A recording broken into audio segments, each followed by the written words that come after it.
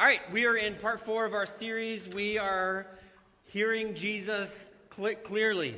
We are following Jesus closely. We are obeying Jesus completely.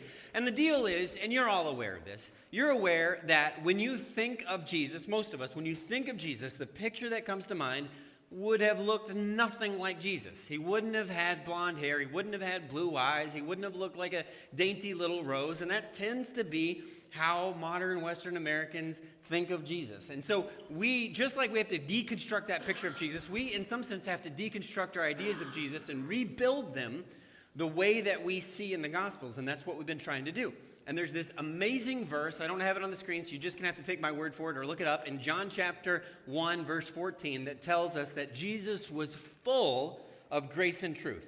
Like if you met him, you'd be like, that guy accepts me, that guy is warm, that guy is kind, that guy is gracious, that guy is loving. I like that guy, and that guy will tell me how it is. He will tell me exactly what I need to hear. He won't cut corners. He won't pretend something isn't the way it is. He won't act like everything's okay when it's not. He is full of grace, and he is full of truth, and you would want to be around that being, and that's what we've been trying to explore this whole time. Buying stuff online is this exercise in trust. I don't know if you've ever bought something online. For example, I got a picture here. You might decide you want to buy a carpet online, rug carpet embroidered. One customer review, that's not so great because you never know what you're going to get. And when it actually shows up, it might look something like that. You ever had something like that happen? I like this one. This is a dinosaur pillow for a young child, and how wonderful is that? He can snuggle up and he can have sweet dreams of Jurassic Park while he is resting all the way through the night. But sometimes what you get up is very literally what you ordered. And it's a pillowcase with a picture of this other person's child. And you're like, wait, what's going on there? Yeah, that's what they ordered, and that's exactly what they got. If you're thinking about a birthday gift or a Christmas gift, one thing that you could do is you could get your loved one a pillow with your face printed on it.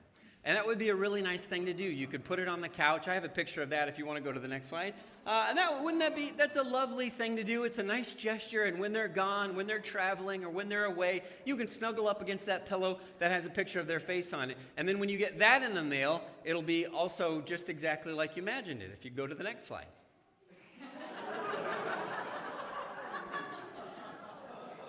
Terrifying, right?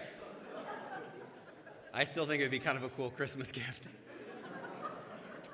Used stuff online is the next level of trust, and often people just don't show. They don't, you put something out there on Craigslist or Facebook Marketplace, and they say, "Is this thing for sale?"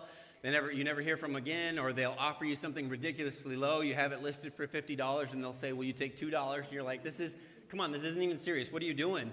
Sometimes they'll say, "Yes, I'm going to buy it. I'll pay you the full amount. Can I pick it up at midnight at your house?" And you're like, "No, we're going to be asleep." What is it?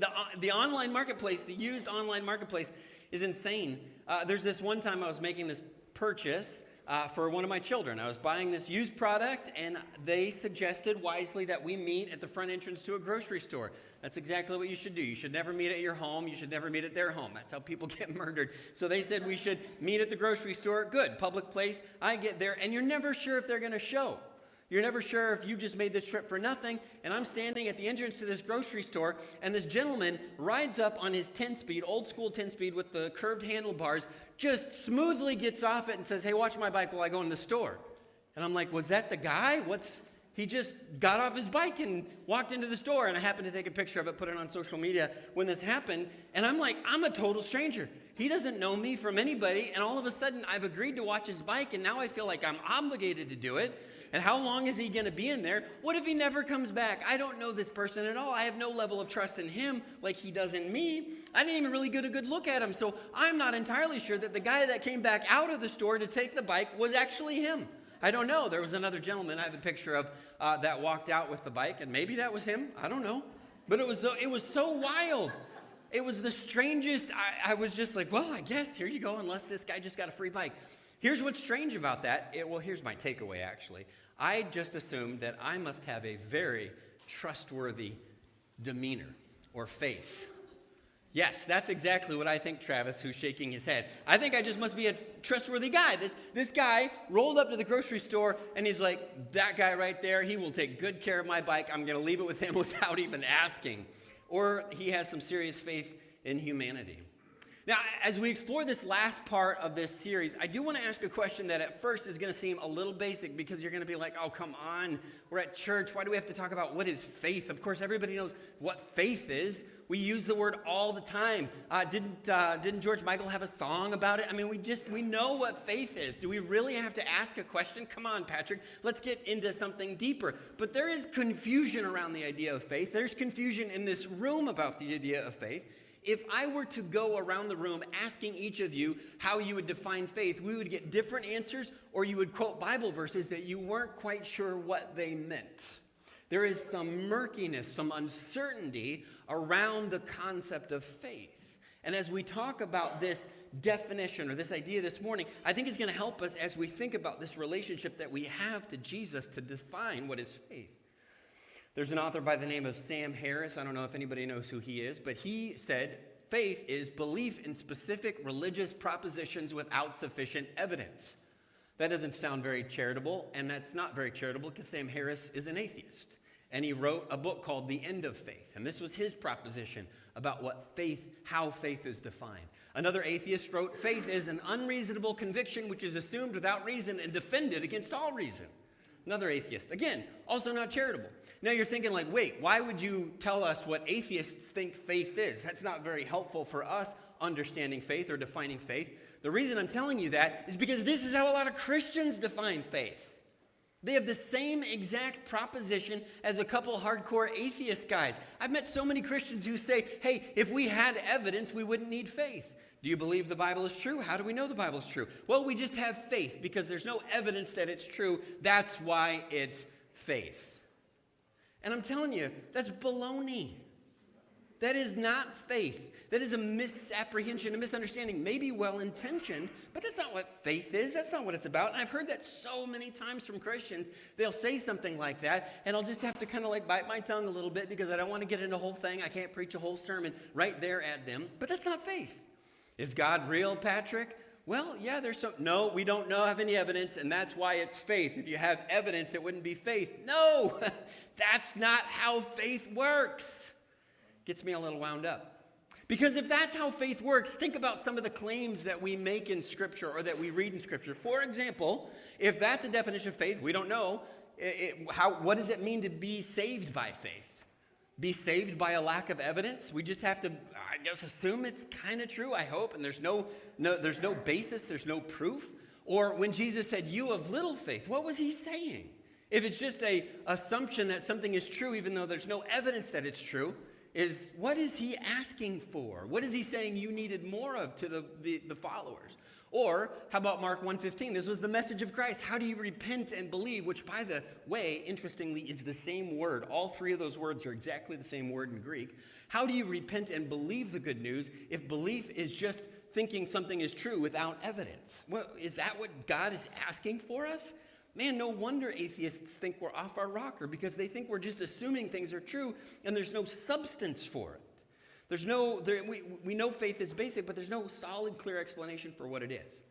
Now, part of the problem is that in English, we use a variety of words to define a single concept, and in Greek, there's one word, or at least variations of one word. And we define it different ways, but in Greek, it's defined one way. So, for example, we use words like belief and faith and confidence and reliability and trust and conviction, and those all essentially are translating the same word, or noun, verb, adjective forms of the same word. In Greek, there's one word, just one word, and they use it in different ways. The Greek word is pistis, which we don't have to go around saying because it feels weird to say, but maybe the best way to translate it for us this morning, for our purposes, is the English word trust. We're going to try to encompass all those ideas with the single English word trust. All right? Trust. So we translate it differently, but the verb translated believe is actually the same Greek word. The adjective translated trustworthy is the same Greek word, and the noun translated faith is the same Greek word. So believe, trustworthy, faith.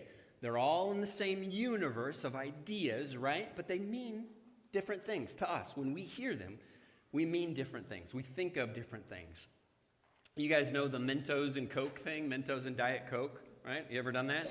There's this great video, I don't have it, but this great video of a grandson, and I don't know why grandparents go along with this stuff, but his grandson is introducing his grandmother to the Mentos and Coke thing, and she's holding the Coke bottle, and he's like, yep, just slide it right in. Of course, it explodes all over her, and he's a terrible grandson.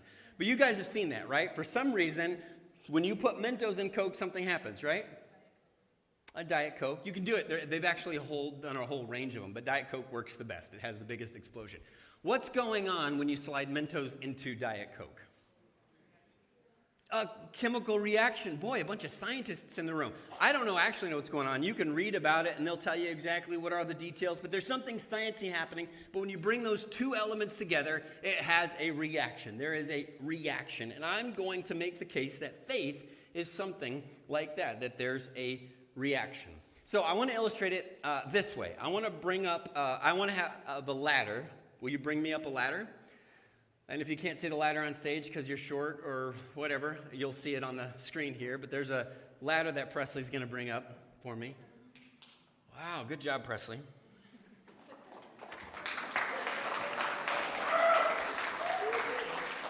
People will really applaud at anything, man. That is pathetic. That is super sad. Okay, all right. This is a great... Don't go anywhere, Presley. I told you I wasn't going to do this, but I changed my mind just now. All right, stay here. Just stay here. I just want you to know, this ladder has been through some stuff. Right here, you know. It's seen some things. It's painted some walls. It's hung some fixtures. It's been around. You know what I'm talking about? This ladder has been around. So, Presley, what do you think about this ladder? Just shout it out. What do you think about this ladder? It's bad. Okay. Yes, that is his scientific opinion. It is bad. Oh, I just felt a crack right there. Uh-oh. Also asked if you made it. Yeah, Presley actually said, did you make that ladder? And I was like, no. I'll tell you where I found it here in a second.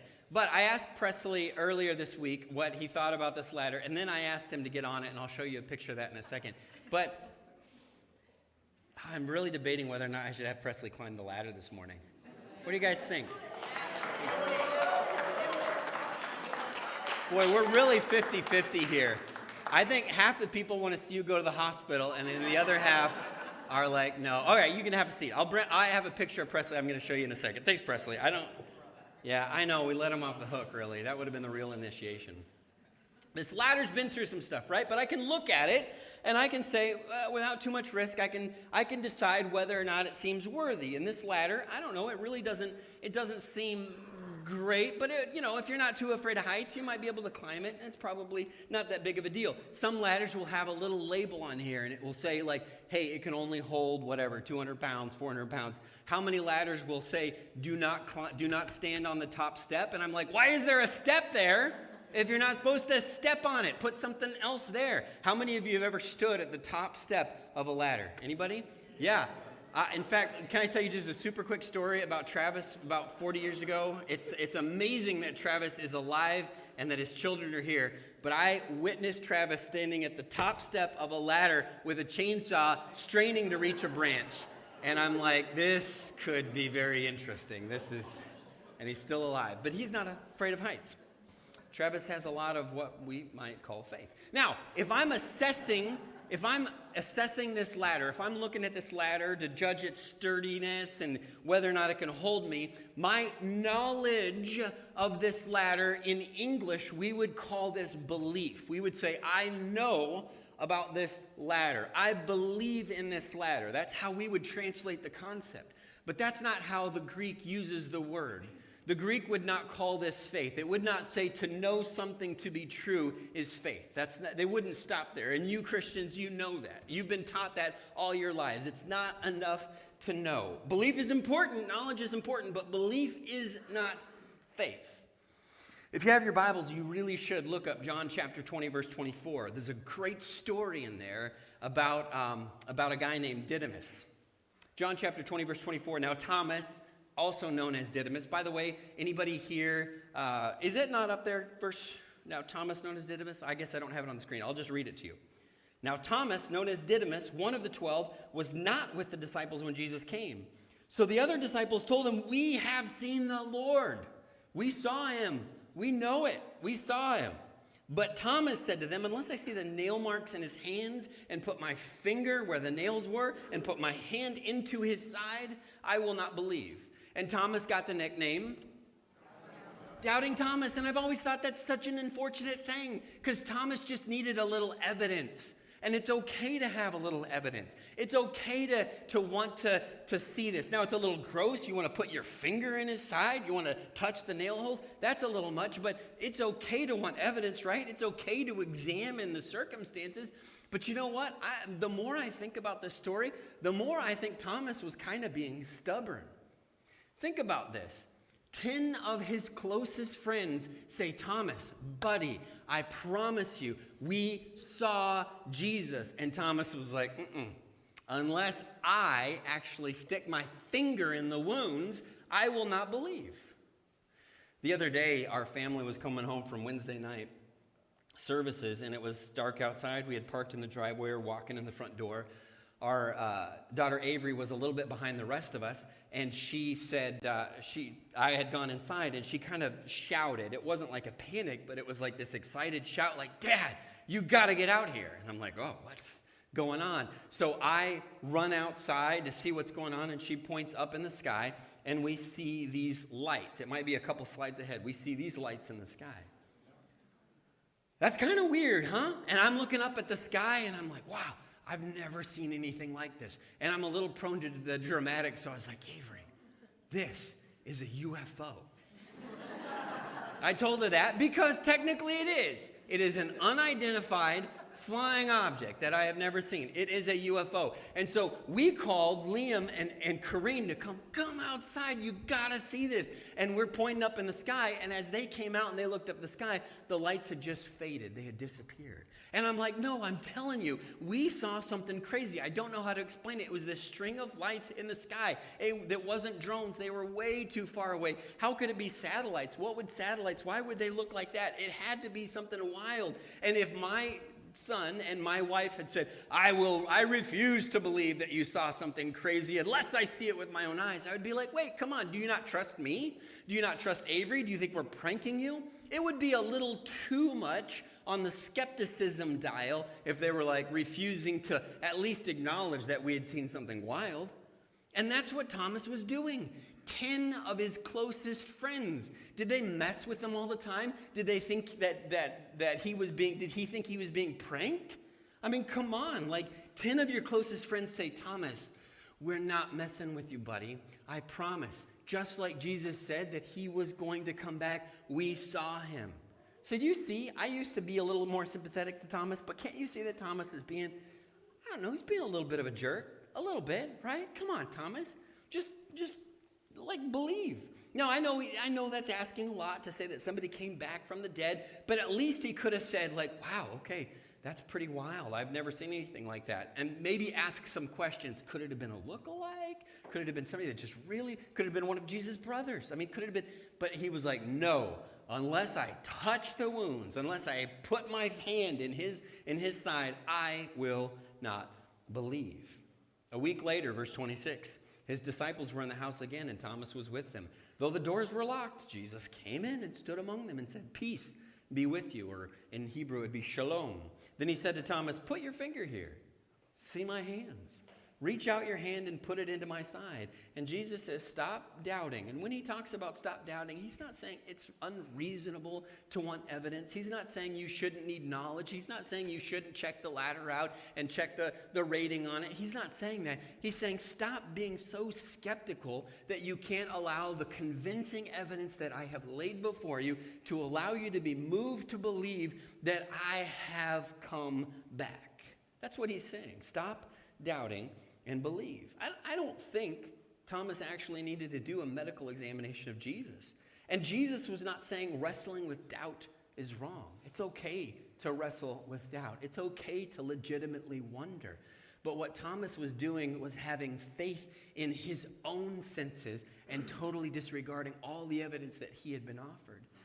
And Thomas said to him, verse 28, my Lord and my God. And then Jesus told him, because you have seen me, you have believed. Remember, that's the same Greek word. Blessed are those who have not seen and yet believe. Now, some of you are thinking, whoa, whoa, whoa, whoa.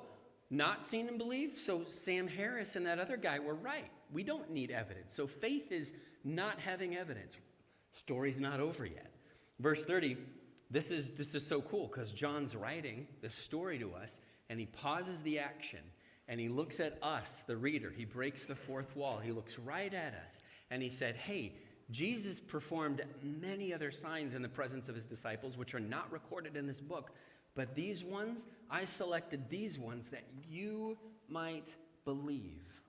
I've given you the substance. I've given you the information. I've given you the knowledge that you need to believe that Jesus is the Messiah, the Son of God, and that by believing you may have life in his name.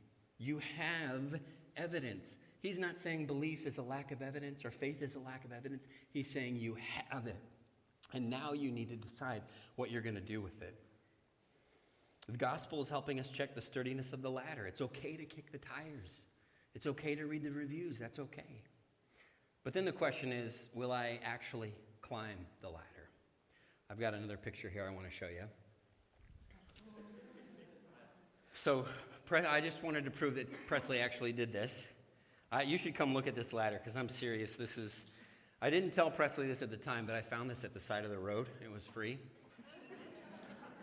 And it was free because somebody was like, yeah, this is not worth using anymore. I'm throwing it out. And I'm like, oh, I'll give it second life. So there's some couple, new pieces of wood and screw holes. So Presley got up here and he's looking pretty happy, but I challenged him a little bit more. I was like, I didn't also know this. Did you know Presley's scared of heights?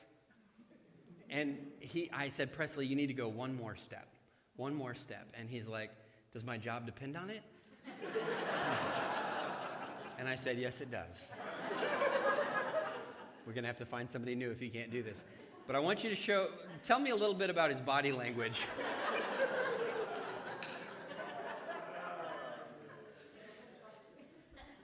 Now, here's the thing. This is a really good illustration because Presley looked at this ladder and he's like, I don't trust this ladder. I don't trust it. But you know what he did do, even just to get to this third step right here? He trusted me. He trusted me. Because I said, I'll drive you to the hospital if something goes wrong. He wasn't sure about the ladder, but he was like, well, if Patrick's asking me to do it, he only has my best interests in mind. He would never let me do anything to humiliate myself. So I trust him. Now, we might call, in English, we might call climbing up the steps of the ladder faith, the activity part, the action part. The belief is like, okay, is the ladder sturdy? How are we doing? Did Jesus really come back from the dead? Do we have witness evidence? How do we know? Yeah, I'm checking it out. But we would call the activity part of it faith. That's how we would define that word. But the problem is the Bible would not call that faith. Because faith in a rickety ladder, it'll still collapse, right? How many of you who have been at the very top step of the ladder have ever fallen off the ladder? Yeah, several. Okay, Travis has, with a chainsaw. Must have been fun to see. Yeah, faith in something that doesn't deserve our faith it doesn't mean it's going to stay standing. There's an author by the name of Rachel Bostrom, who's a trust expert, which is kind of interesting. She studies trust for a living and institutional trust. So like, for example, whether or not people have trust in government organizations or companies and how to build trust in those things. And she defines trust as a confident relationship to the unknown. And there's two of these in there just for a little extra. Confident relationship to the unknown. And I think that's an interesting definition because it sounds strikingly familiar to a definition in the Bible in the book of Hebrews where the author writes that faith is the confidence in what we hope for and the assurance about what we do not see. It's so fascinating to me when humanity stumbles onto biblical truths that they could have just read. But it's so interesting how faith is defined by this confident relationship to the unknown. When my youngest, Liam, was about 50 pounds lighter, we did, and I think a lot of dads do this, we would go to the steps at our house. We have it's a half step, or half staircase, so it's about 8 steps tall. And he would start at the bottom, and he would get used to that. He would jump off the bottom, and I would catch him, and then he would go a little higher and a little higher. And he got to the point where he'd go to the very top step. It was about 6 feet up. and he would go to the very far end of the hallway, and he would get a running start, and he would just launch himself off the top step, and Dad would catch him. And it was fun. I don't know what it is about being a dad. It's fun to put your kids' lives in danger. I don't know why Liam's had 4 broken arms. I have no idea. It's, I'm sure, totally unrelated. But he would get a little bit more daring each time, a little bit higher each time until he was at the top of the half staircase. And it's just, I just want you to imagine, I don't have a picture of it. I thought I had recorded it somewhere, which was a tricky thing to do, to try to record Liam jumping to me and catching him. But I did it, and I couldn't find the video. But just imagine this tiny little body flying through the air like a guy in a parachute, just arms spread, legs spread, just pure joy on his face as his dad caught him, Liam had tested the waters. We had gone up a couple steps at a time, and then he had gotten to the point where he is confident that he could launch himself off the top step. Pure joy, pure joy. Matthew chapter 8, verse 5. When Jesus had entered Capernaum, a centurion came to him, a Roman soldier, a Roman officer, asking for help. Lord, he said, my servant lies at home paralyzed, suffering terribly. Jesus said to him, shall I come and heal him? The centurion replied, no, Lord, I do not deserve to have you come under my roof. And what he's saying is he's saying, like, I understand that you cannot come into my place. I understand the cultural issue there, cultural situation. A Hebrew person wasn't supposed to go into the house of a non-Hebrew person. But this centurion said, but just say the word and my servant will be healed. For I myself am a man under authority, with soldiers under me. I tell this one, go, and he goes. I tell that one, come, and he comes. I say to my servant, do this, and he doesn't. I know that you can do this, Jesus, and I have traveled here to ask you to do it. And then when Jesus heard this, verse 10, he was amazed, and he said to those following him, truly I tell you, I have not found anyone in the entire country of Israel with such great faith. Now, what's he saying? Is he saying this centurion didn't test the waters, didn't learn a little bit about Jesus? No, he's saying this centurion got a running start down the hallway and leapt off the top stairs saying, Jesus, I know you can do this. You don't even have to come close to the house to do it. I know that you can do it. He leapt off the top stairs. Jesus would have been fine with the bottom rung. Like, hey, even a little faith, right? He said, even if you have a little faith, you can move mountains. So this is how we have to define biblical trust. It's knowledge. I believe the claims of Jesus are true. I believe that the eyewitnesses actually saw him. I believe that these people who say, I saw Jesus with my own eyes and I will go to the grave as a witness of that fact, I trust them. I think that's reasonable to trust them. But it's not faith until we climb up the steps and we start launching ourselves off. Faith is this belief, it's this knowledge, but it's this action. And the great faith takes a running start and leaps off the top step. It's the chemical reaction, the Mentos and the Diet Coke. It's the things that come together. That gives a little bit more color to Ephesians chapter 2, verse 8. I am saved by launching myself into the truth of Jesus. When Jesus said, you have little faith, he's like, hey, you have plenty of reason, you have plenty of evidence, but you're not launching yourself into the truth. You're not living by this reality. Or repent and believe the good news. You're not reorienting your life around this idea, this reality. We launch ourselves toward Jesus. Liam, when he was about the same size, I guess we never covered the basics of what he was supposed to do and not do, but one time I was standing near the stairs, and we hadn't agreed that he was going to run and I was going to catch him. So I was standing kind of half turned, and I see this little 30-pound torpedo flying through the air at me, blindside tackle me. And of course I couldn't catch him, and he fell to the ground, and he's crying in tears, and his dad has failed him. His dad couldn't catch him that time.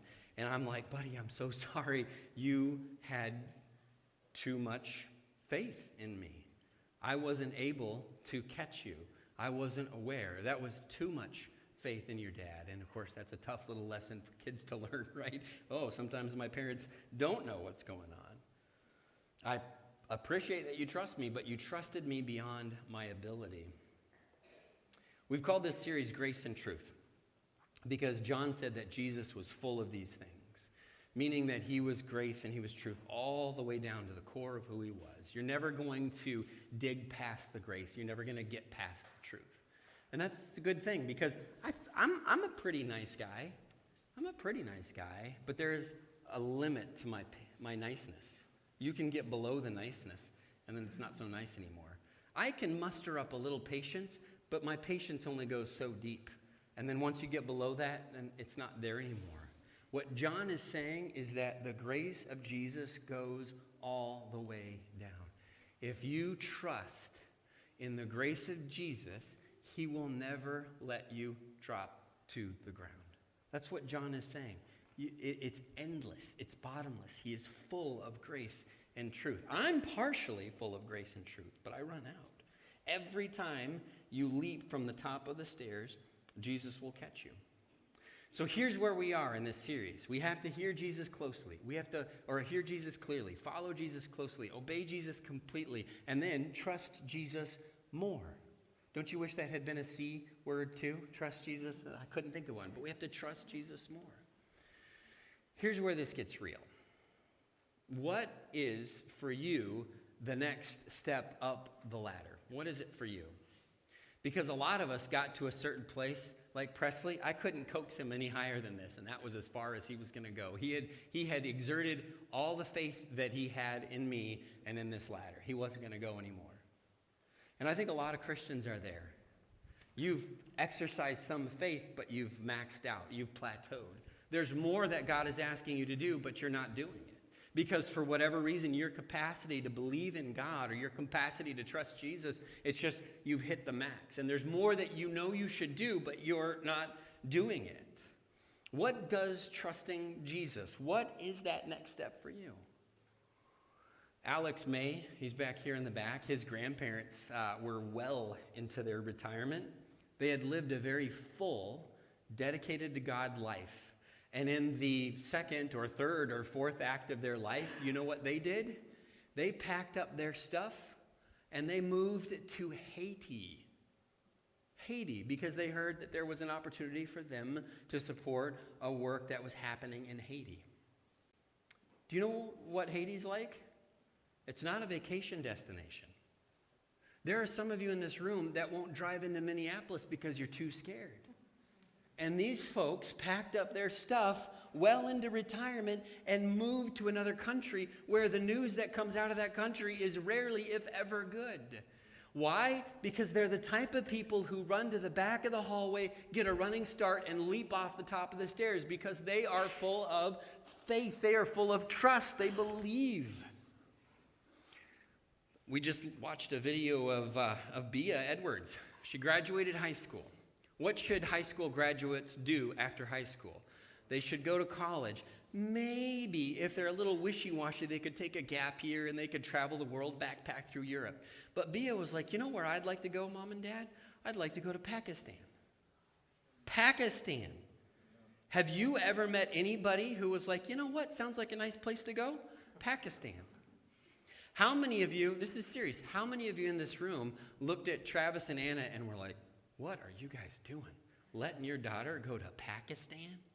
That's not a safe place for young women. Why are you doing that? Do you know why Bea did that? Do you know why Travis and Anna let her do that? Because they're the type of folks who believe so deeply, who trust so deeply in Jesus that they climb to the top of the stairs and they launch themselves off into his arms. That's why. And the rest of us are struggling with this first step. And I get it. And I don't want to make you feel bad about yourself because you can barely get off the ground. Even one step is a good start.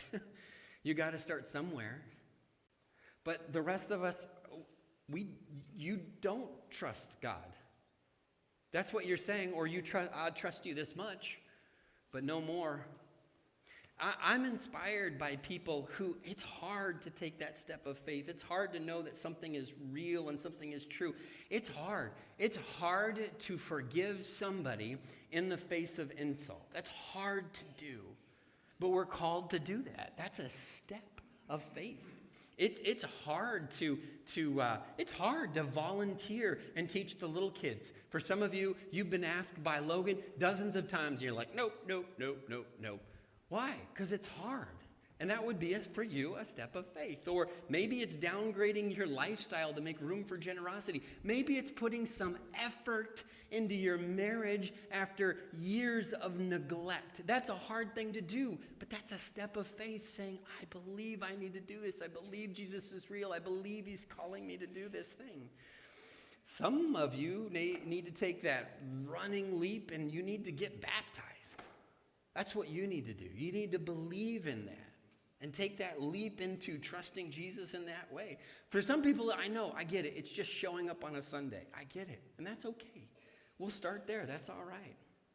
For some others, maybe it's just getting coffee with someone who feels like they're a little bit further up the ladder than you are and asking them some questions. There's this old hymn that we sing a lot, or we don't sing a lot. We actually haven't sung it in a long time, and I was surprised because Liam came to Corrine this week and asked if we could sing this song. And it's not a song that maybe you think of, or you certainly don't think of a 10-year-old singing, but he wanted us as a church to sing the song, "'Tis So Sweet to Trust in Jesus." And I'm like, that is perfect. That is perfect. It is sweet to trust in Jesus, and you can talk to people who have placed their trust in Jesus, and they feel pretty good about it. Is life easy? No, that's not the point. It doesn't say it's easy to trust in Jesus. It's sweet to trust in Jesus. Just to take him at his word, to have proved him over and over, like the song says. And then it says, oh, for grace, to trust him more, to take that next step. But I know you're in this room, and I know that you know what the next step of faith is, and you're hesitant because you're scared of heights, or you don't trust the ladder, or you're not sure, or your life is too comfortable, and you know what you need to be doing. You know the next step of faith that you need to take, but you just haven't. And so we need to remind ourselves that Jesus is full of grace and truth, and it is sweet to trust him. We're going to invite the praise team up on stage to sing this with us. Let's go ahead and stand together. Let's sing about our faith. Let's sing about our trust in Jesus.